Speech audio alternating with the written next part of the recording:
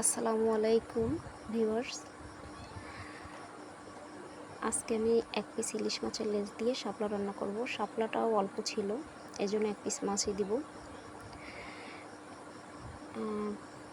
আমি সবসময় ইলিশ মাছ রান্না করার সময় শুধু পেঁয়াজ আর কাঁচামরিচ আর গুঁড়ো মশলা তো থাকেই সাথে, ওগুলো দিয়ে সিম্পলভাবে রান্না করি, খেতেও ভালো লাগে।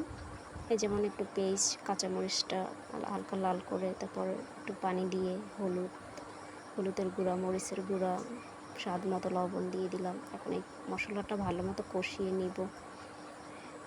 কষিয়ে নিব জানি হলুদের গন্ধটা না আসে।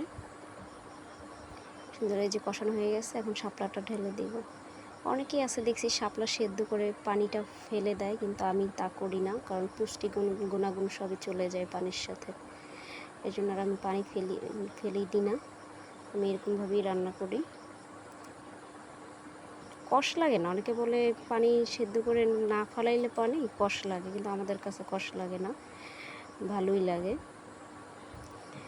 দেখেন যে হালকা পরিমাণ পানি দিয়ে দিলাম, কারণ বেশি পানি দিব না, শাপলা থেকেও পানি বের হয়ে যায়। তারপর মাছটা দিয়ে দিলাম, খুব সুন্দর করে জাল দিয়ে নেব একটু। দেখেন প্রায় শেষ পর্যায়ে রান্নার, দেখবেন অনেক সুন্দর হয়েছে। আর রান্নাটা খেতেও খুবই মজা লাগে, ভালো হয়েছে রান্নাটা। আজকে যে শাপলাটা রান্নাটা অনেক মজা হয়েছে, খেয়ে দেখছি। এই যে প্রায় শেষ। সবাই ভালো থাকবেন, সুস্থ থাকবেন, আর একটা সাবস্ক্রাইব করে দিবেন। আল্লাহ হাফেজ।